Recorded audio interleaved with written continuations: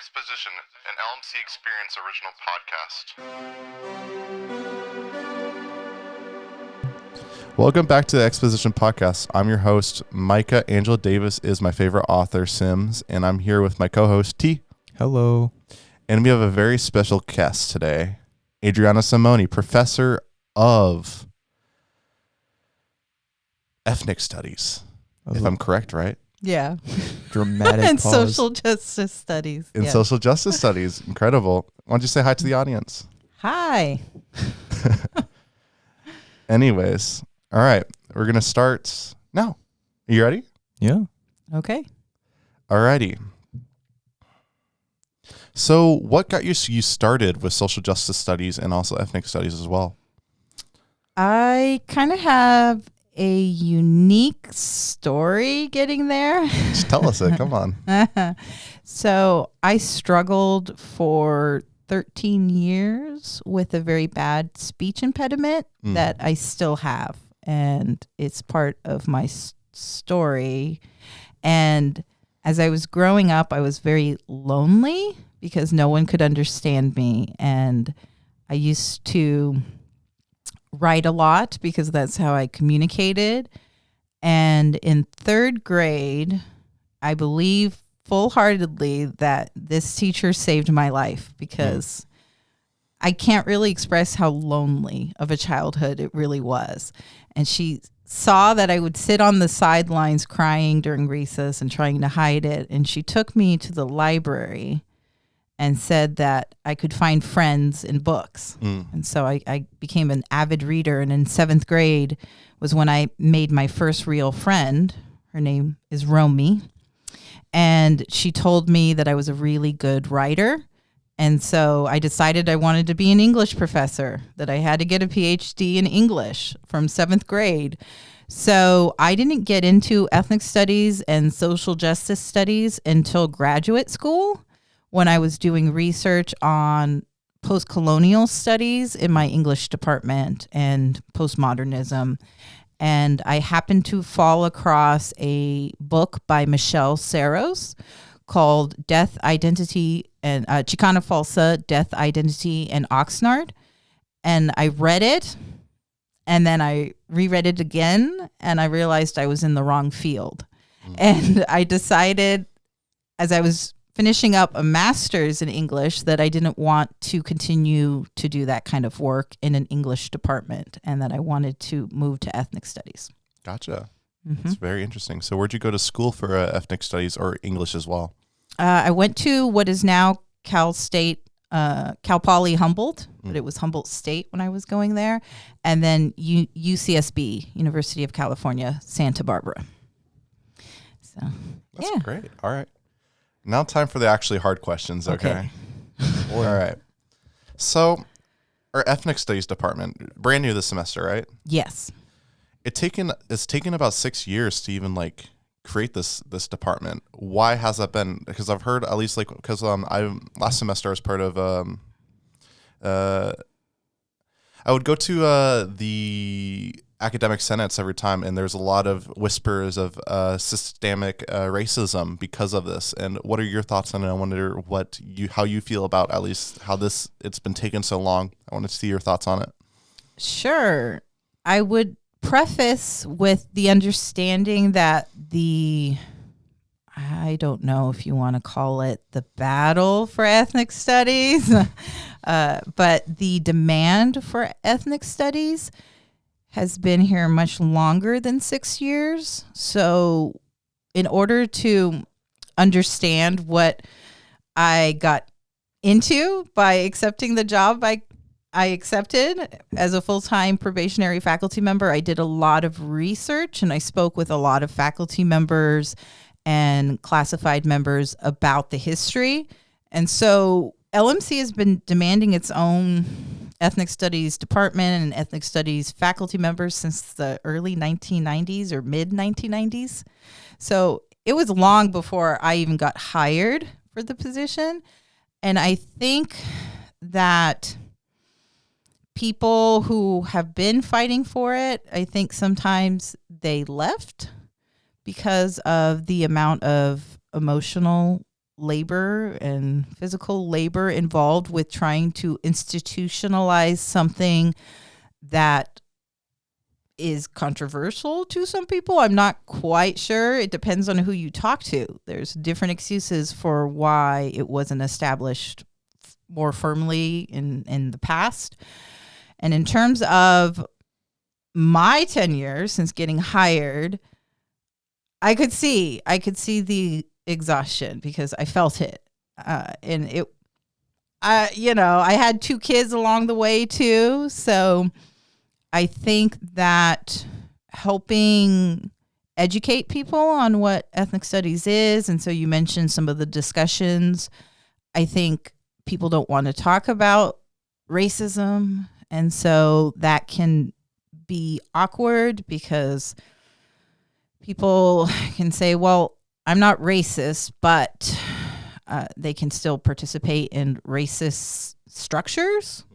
And so then it becomes, well, but I'm still not racist. And it's kind of like, if you support a systemic racial racist institution and practices and procedures, then you're not being anti-racist, which is what we want. And so, it takes it from a larger macro kind of discussion to a more micro discussion and an individualized discussion. And it takes away the focus that's needed for actual change to occur, because we are beyond this one-on-one interaction of racist behavior. It's beyond that, So I don't know if that's answering your question somewhat. Sure. I mean, it kind of does, I guess. I think it's suitable. I think it alludes to the greater issue of, people be kind of racist and people don't want to admit it. And even if it's not outwardly, going out of your way to do bigotry or anything like that, you can just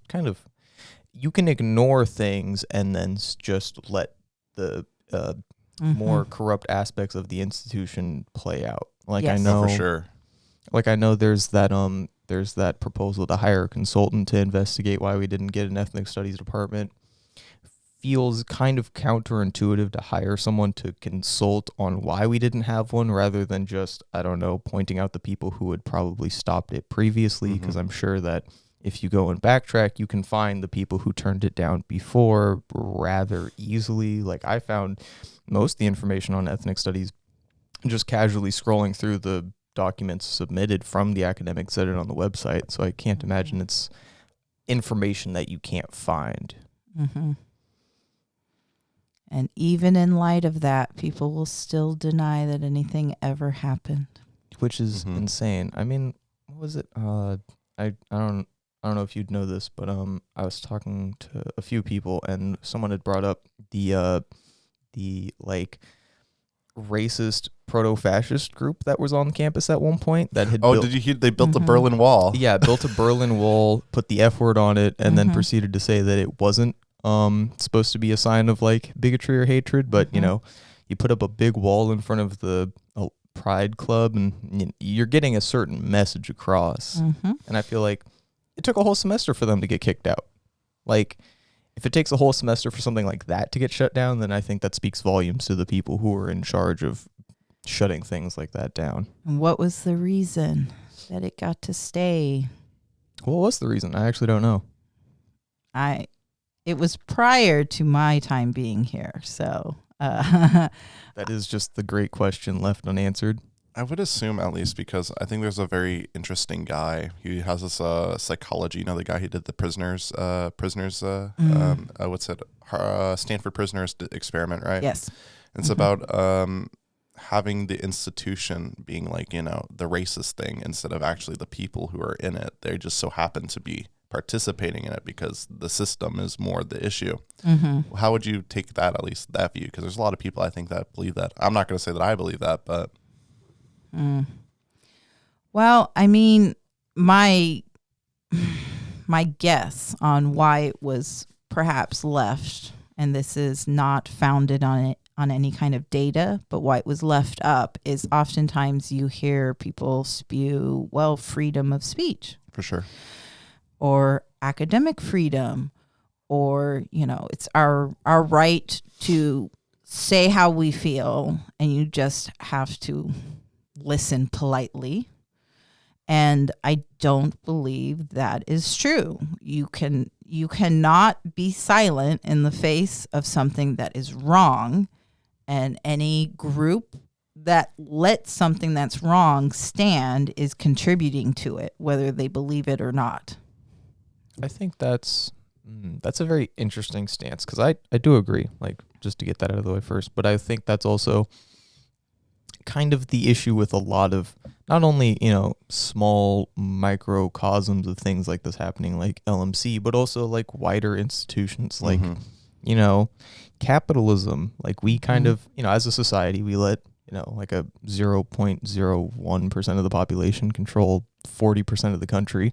Or even the police. Yeah, like straight up. We let institutions that are so, I guess, large in comparison to the day-to-day life that most people live, and yet those day-to-day lives dwarf the amount of people who actually control the things in place. And then, back to the microcosm of LMC, I'm sure it would have taken like one or two people on, some academic board to say like, no, they're doing some sort of harassment. They're being outwardly like homophobic, transphobic. They're being racist. I'm sure it would have taken like 5 minutes in a meeting to get them shut down. And yet no one saw it as enough of a issue to them personally to go out of their way to do that. Yep. 100%. I think also, though, if you want to think about it, is that this place is really just a business. This is what it is. Why do you think you pay for classes? I mean, I don't know. I mean, you're getting an education out of it, obviously, which is a very important thing, but you're paying for it. Do they still offer free education if it's your first time attending college? No, for sure. College, or yeah, no? They still offer that. They still do that. It's well, I guess it's one of those things where, like, historically speaking, academics has always been for the wealthy. Like, yes. Yeah. The only reason we even have like public education is because we needed to send children to the factories faster. So we needed to get them to understand not to shove their arms in machines and get them cut off. Like, that was why America as a nation has public education. So I feel like when your foundations are so rooted in making money that it's going to permeate to the highest degrees. And, LMC is kind of like that middle ground. It's a community college. So you're just about to hit that like rise to the university level. You're just coming out of public education. It's your first taste of that experience. Yes. Yep. Agree. Well, anyways. I know we got onto a little bit of a tangent. Capitalism. Bad. Capitalism is bad, by the way. Listen to the listener. It promotes people being greedy. Okay. Anyways. Something I really wanted to talk to you about, and I thought that what was interesting is what racism is to you, or like, what is racism? I feel like, at least, I mean, as someone who, like, I know the answer as someone who's suffered for racism as a black man, but I don't know. I'm just curious what your take is on it. Well, there's a little formula that a lot of scholars use, like racism is like oppression plus power or something. I don't know. I think they get all mathy on me. I think that if you want to simplify it even more, racism is a form of acting out on our prejudices and discriminating against based on perceived differences. And, in general, this word race, you have a lot of people that don't even want to talk about race because it's a social construct. It doesn't exist. Yeah, we all know that.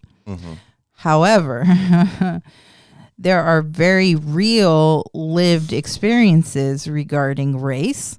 And race does not necessarily have to be the terrible divider between all of humanity. And, oh, how dare you have any kind of racial pride, because it means you can't connect with me on a human level. So there's kind of this weird dichotomy that goes on regarding race and racism in general. I mean, I'm kind of a mindset that everyone perpetuates racism, regardless of whether they want to or not, because the structures in society are racist. Mm-hmm. So there's a scholar in the field that equates it to the moving sidewalks, like that you walk on in an airport. It propels you forward. And even if you're resisting that and you're walking against it and you're going in the opposite direction, you're still on the moving platform. That is kind of what racism is. Mm-hmm. We're all working within a racist structure. And I mean, I was just reading something about affirmative action and how if we let people in with affirmative action, we're lowering standards. Disagree. We're lowering working standards. And these people wouldn't have gotten the jobs without affirmative action. And it's kind of like, well, why do we equate diversity to lower standards? Like, why is that even entering in our minds when we think of diverse employees? Like, suddenly standards are dropping. I don't know. I think people don't self-reflect enough on their own biases. For sure. I think to continue on to it, because I like this question. I think one way to look at racism is the same way, especially in regards to it being an institution, it being kind of an immovable fact of society. Look at it the same as nationalism. Mm-hmm. Race and nationalism play a large role, and it's similarly the same. Yep. When you think you're a nation, when you think your body of government does it better than everyone else's, you inherently come off like an ass. You come off like someone who thinks they're better than everyone else and thinks that your way of doing things is somehow just better than others. And racism does it in the same way, except instead of being, oh, my, imaginary line of borders is better than yours, it's now, oh, because my skin is a little lighter, I'm better than you. And it's very much the same, like I said, it's the same system of, I guess, discrimination, except in nationalism, you can have nationalism in I guess, a quote-unquote good or acceptable way. You can like your own country without having to be outwardly prejudiced towards others. Whereas racism, you can never have, I guess, that, like, racial appreciation without it somehow in some way being tainted by being inherently discriminatory and negative. Mm-hmm. Like, I don't know. I've never heard someone say, I love being white, and then they follow it up with, like, anything other than just blatant racism and bigotry. I love being white. Mm-hmm. I'm just joking. Oh, God. I'm joking. Okay. I wanted to put a piece in there because I've been chewing on this, not this question, but like an aspect of this question for a very long time. And it comes from my uncle. His name's John. I'll just leave it at that. I'm not going to want to dox him or anything. But he said to me, am I racist if I'm not anti-racist? And I would have to put out there that if you are not supporting anti-racism, you are racist. And I don't understand why people have this, at least, opinion that, like, I'm not doing anything to do anything. And I'm not racist. I'm not saying, hey, you're the N-word or whatever. I'm not saying the N-word, am I? I'm not saying the N-word. But it's like you are saying the N-word. You're just saying the quiet part, like, out loud, if you know what I mean. Yeah. Does that make sense? No, Yes, it's like virtue signaling for racism. Yeah. It's like instead of doing like the black square in your Instagram feed, you're just like, I hate that too. I'm not gonna lie to you, but no, that was like the worst wave of like proto affirmative action I've ever seen in my life. It was like how to like intrinsically ignore all of the actual institutional and systemic problems and make it about myself and my Instagram feed. It was a very peculiar time on the internet. for sure. You have an opinion on this, Simone? I was trying to find this quote that I was that I had read recently of at an SGC meeting, actually, and regarding the institutional racism audit or institutional racism assessment. because I think it relates to what you were saying. But of course, I don't have my paperwork here. So, trying to find a quote on Google is like impossible. To the students listening, our professors are as messy as us, by the way. Yes. I'm just letting you know. Oh, yeah, all of them. Every single one. If they say they're organized, they're literally lying to your face. Oh, yeah, of course. Unless that's Jen Saito. We love you, Jen Saito. You're very organized. Yeah, she's got to train me. She's got to teach me. Let's see. So yeah, I was trying to find the quote for you because I was going to read it, and now I wish I had my notes with me. Do you know who the author is? Yeah, Ibram X. Kendi, of course. Okay. Of course. Who's the premier scholar on anti-racist teaching practices and That's great. Have you read anything by him? No. Would you recommend me a book? Yeah. Stamped is a definitive one. Stamped. Yeah. Gotcha. The full title is Stamped from the Beginning, The Definitive History of Racist Ideas in America. Gotcha. So, yeah. I got to check that out. That sounds great.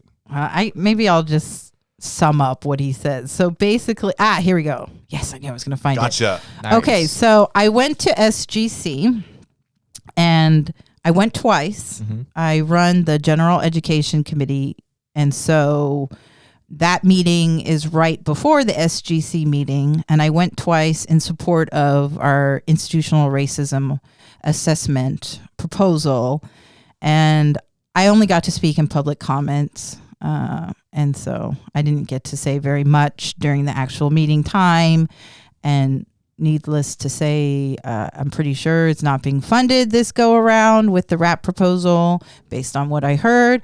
But I did read this quote in the public comments. For sure. Racist is not, as Richard Spencer argues, a pejorative. It is not the worst word in the English language. It is not the equivalent of a slur. It is descriptive. And the only way to undo racism is to consistently identify and describe it, and then dismantle it. The attempt to turn this usefully descriptive term into an almost unusable slur is, of course, designed to do the opposite, to freeze us into inaction. That's really eloquent. I like that. Mm-hmm. I like it because you can just replace it with like nationalist, and you would just get the same exact effect. Exactly. Mm. No, and I think that does speak volumes to the way that people who are actually racist and or, are fully aware of their place in society and how they've used race to whatever extent to further their positioning. I think it speaks volumes to how they view it and how self-aware they are, yet how, I guess, I don't know what the word I'm looking for is, but how unrealistically they view themselves, despite how realistic their active discrimination and prejudice ends up being. Mm-hmm. Like, God, there are so many examples of like right-wing weirdos getting called racist, and then they like throw the biggest temper tantrum on the planet. I can't even think of one off the top of my head because I've seen all of them do it. Because they equate that term racist as if they're being called some kind of a negative slur. Yeah, when in reality it's like, no, I'm just saying what you're doing. That's like exactly like if someone walked up to me and was like, "Are you a podcast host?" I'd be like, reluctantly, I'd be like, "Yeah, I guess I am," but also like that's not, it's not. There's a social thing about it, but that's about it. And I think racism or racist as a descriptor is very much the same. It's like 100%. It's a descriptor, and you're not you're insinuating that you're probably kind of a shitty person, but like, you kind of are if you're a racist. Agreed. Mm-hmm. Yeah, I would agree with that assessment. And so you said it was your uncle, yes, right, my that uncle had said that. So I would say that, in response, why wouldn't you want to work towards an anti-racist reality? Yeah. I mean, that's the counter question is, what is the problem with doing the labor to get us into a better space? And that's the same thing here at the college. And that's actually the reason why something like an institutional racism assessment is needed. Because I can tell you, there are a lot of people that don't believe racism is a problem here. Oh, And if you do not have hard data, I'm doing air quotes, hard data, Nice. people will not believe that anything wrong happened. They just won't believe it has anything to do with racist institutional structures. For sure. So you need the data in order to combat it. You need to name what racism is in order to combat it. And I think also like people don't even like care about racism happening unless it's like something like big, like on campus here at least. You know, when the guy said the stuff in the that TikTok video, right? Yes, the janitorial stuff. Custodial the staff. custodial stuff. Like Mhm. no one's going to talk about it unless like they don't talk about the microaggressions that people face around here, or like for instance George Floyd, right, or whatever. Mm-hmm. People weren't talking about it until someone had to die because of it, and I think there is something there to that there's like, why are we not talking about this without?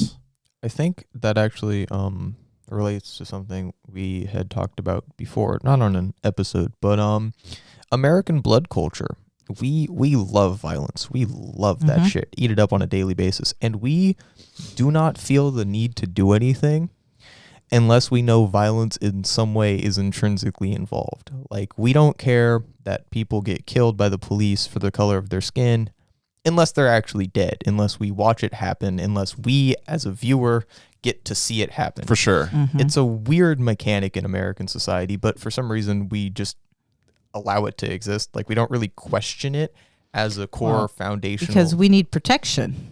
Like, Yeah. if, who's going to protect us, right? We need protection from each other. Or even like, I think, And I say that sarcastically if it wasn't yeah. obvious Oh, for to sure. the listeners. I'm not being serious. Okay. but I think there's also just an intrinsic like issue again, like with us not even talking about this. We had a whole ass president that was like literally racist as shit, and like we didn't do anything about it. Or on the flip side, we had a whole black man as president, and look how he got treated his entire presidency. He wasn't even doing anything like exceptionally anti-racist, Except for bombing the shit out of people in Iran, but Yeah, other than like, giving us Yeah, he was not a super liberal. No, like, he was a normal neoliberal, the same Exactly. cut and cloth as Bill Clinton and Joe Biden. And yet, look at the shit people gave him. Look at all the things people said. Look up any pro-Republican, I don't know, like signage from then, and it will be expressly calling Obama the N-word or a Muslim terrorist. And yet, questioning his birthrights. Can Exactly, he even be like- president? Oh yeah, was he born before Hawaii became a state? Like insane things that you would never say about anyone oh else. my Anybody gosh, else. that's so awesome. I'm sorry. What's it? Did you not know that was a thing? No, I didn't. yeah. No. No, that's awesome. Oh, my During the gosh, campaign- that's such content. Yeah. During the campaign and after he became president, there was like repeated attempts to get him out of office because he was quote unquote born outside of American citizenship. Oh shit. You have all the rules, and here's my air quotes again, rules to become a U.S. president. You have to have these kinds of, aspects about yourself. Yeah, things no one would have ever questioned about any other politician. And it was like he was in Congress for years before that. It's not like he was some random guy. Person that just, yep. But yeah, it goes to show just how foundational racism is to America, and how it's only something people care about until they like see a brown person. Like they like honestly, I don't think most racists really actively think about it. They only think about it until they see someone and they're like, I don't like them. That person is a no-no for me. And it's an insane way to live your life. It's to me personally, it's an insane ideology. I can't even understand it. I can't because comprehend it. Because I get hating something that you see automatically. Like I see Blue Lives Matter stickers and I feel a deep guttural rage inside of me. Oh, I thought you were gonna say when I see Micah Sims, I'm like, oh hell nah, dude. When I see a West Side Story fan, I start Oh, shut losing. up. Anyways, continue. Yeah. But it's just like, I don't know. There are so many weird like quirks to racist people and their identity, their ideology. Well, one of the reasons they don't even have to think about it is white privilege. Yeah, exactly. It's like the whole, it doesn't affect you individually, so you don't have to worry about it, or it doesn't affect your immediate communities, so you don't have to worry about it. Oh my! I just remembered something insane I saw the other day, and I think it plays a massive role in this. Share us. So, do you know who Matt Walsh is? Mm-hmm. Okay, so Matt Walsh made an amazing tweet yesterday, one of the best tweets he's ever made. And he said that the writer's strike happening, if you don't know, the writer's strike is happening because Hollywood doesn't pay their writers literally anything for streaming services because it wasn't in their original contract. For sure. But he tweeted about that, saying that writers going on strike was actively harming American mental health and that they had the blood of thousands on their hands for doing this. That's awesome. I'm saying that sarcastically. When Matt I say that's Walsh, awesome, by the way. a famous...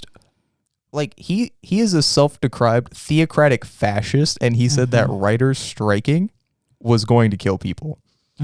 I cannot find a more evident case of blatant bigotry anywhere. Like, you'd have to go out of your way to find something more insane than this. And he got to tweet that on Twitter. Yep. With a blue check mark next to his name. Because he pays for it. And I think it's instances like that where it's like, who's actually hurting because of this? Who's going to cry because they didn't get to watch Jimmy Kimmel last night? I am. Other than Micah Sims.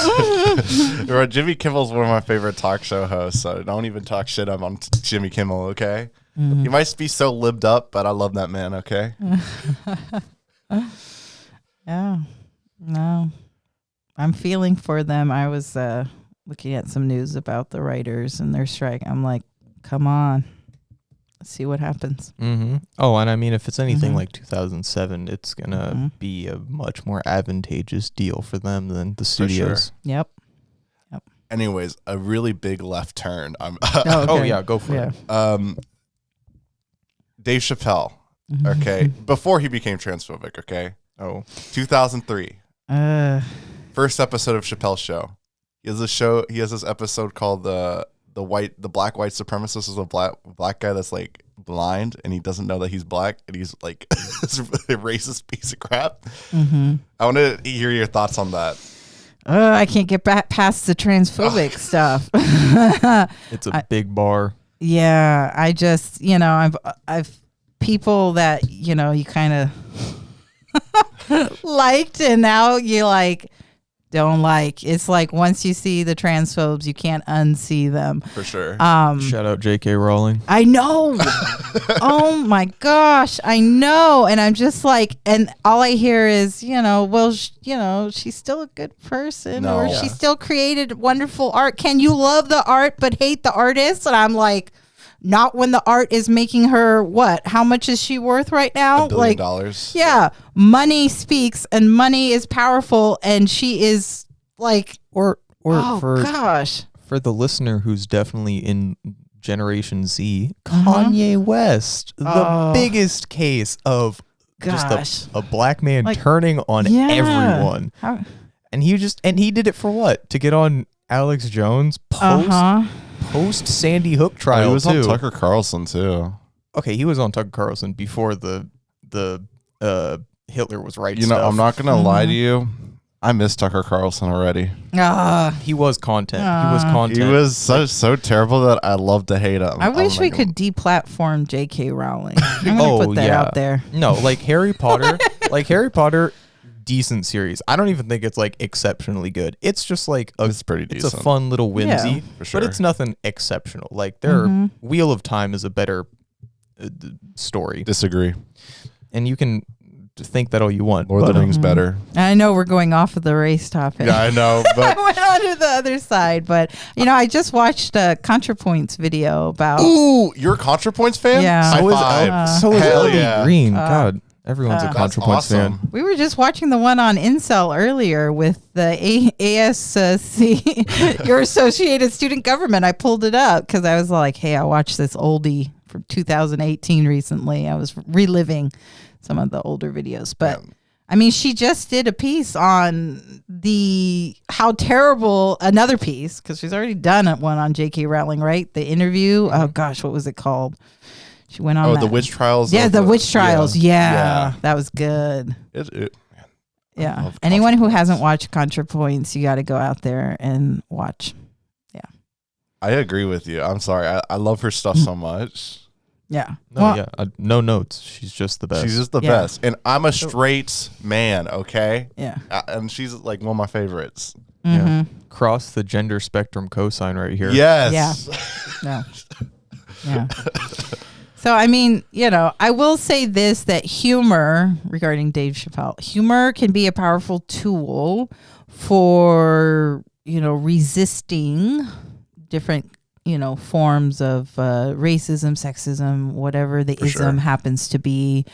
I suck at it though, so You're funny. What are you talking about? I am so not funny. I try. You're doing bad. a great job, I would say. Yeah, I was gonna say we've had a couple of good ones so far. I'm trying.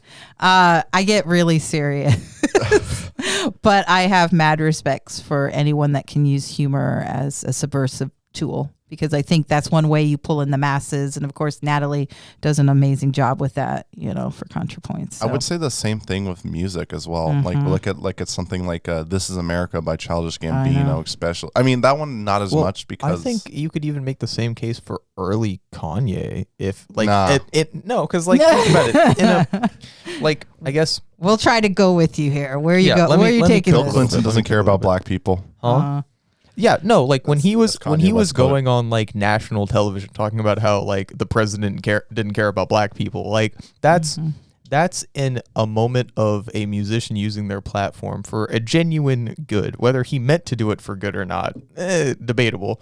But he did a definitively good thing by calling out the president and going, "Yeah, you don't care about black people. Like we know you don't, dude." And that's I don't know, it's something he did kind of a lot in his music before. Like For sure. Like he was a much more, I guess, self-aware and conscious person given his position, given the money he had, given the racism he had faced. And then he made enough money that he was like, okay, I don't need to be black anymore. Exactly. He was Yeah, like, money. I can sell that side and make all the money off of it, and then just do this other thing and make even more money off of it. I think it's the same thing with Prince and OJ. Like Prince, I remember a quote, at least me and my dad, we love listening to Prince, and we also like watching Jeopardy. So we were just watching Prince after watching Jeopardy together, and he's like, have you heard of Prince saying, "I'm only black when I want to be"? And I'm like, that is kind of like, it's kind of just a side comment, but I mean, like, if you wanted to get like technical about it, I think Prince was like kind of correct, because like, I mean, you listen to his music and I think you can see what he means by that. Yeah, like he knows when to write a white man's song and he knows when not to.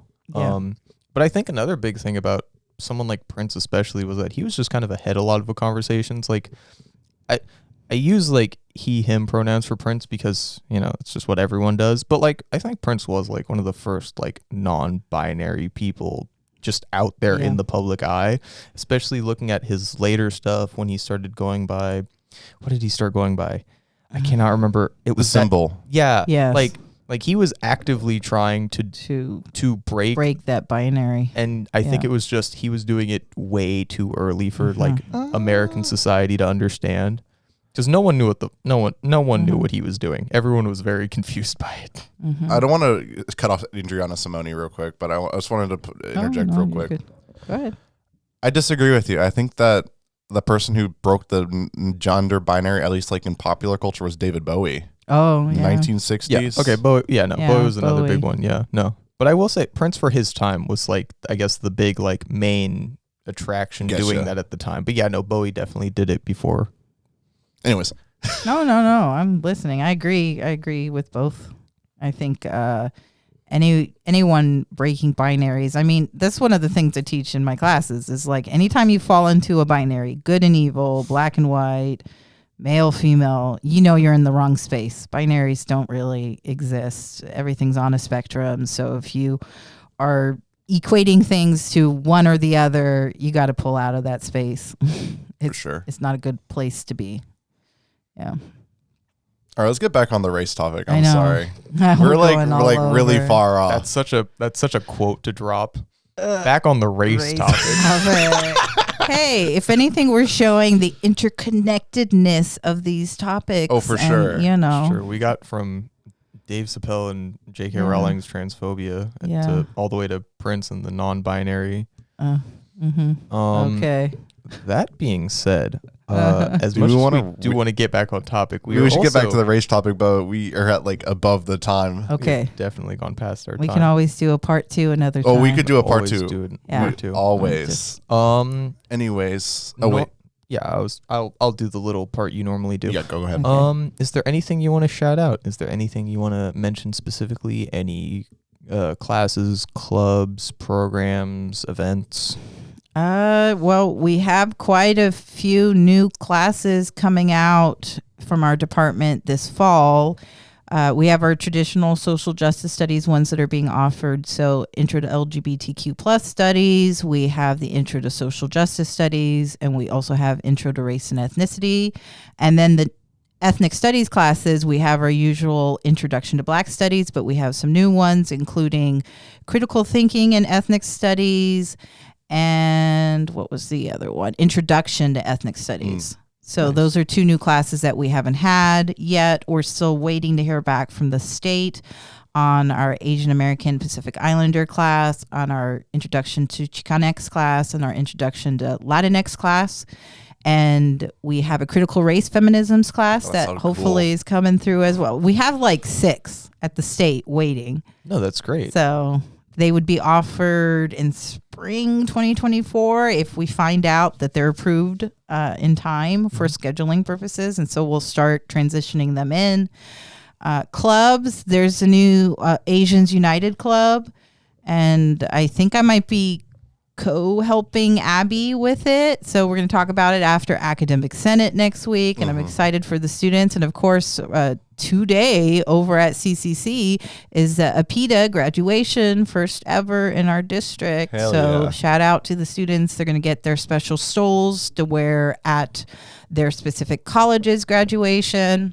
And just thank you for having me. And I'm happy to come back whenever you want a part 2. Of For course. sure. This was a great conversation. I have a few things to shout out before we go. Go for it. First off, I want to shout out my mom.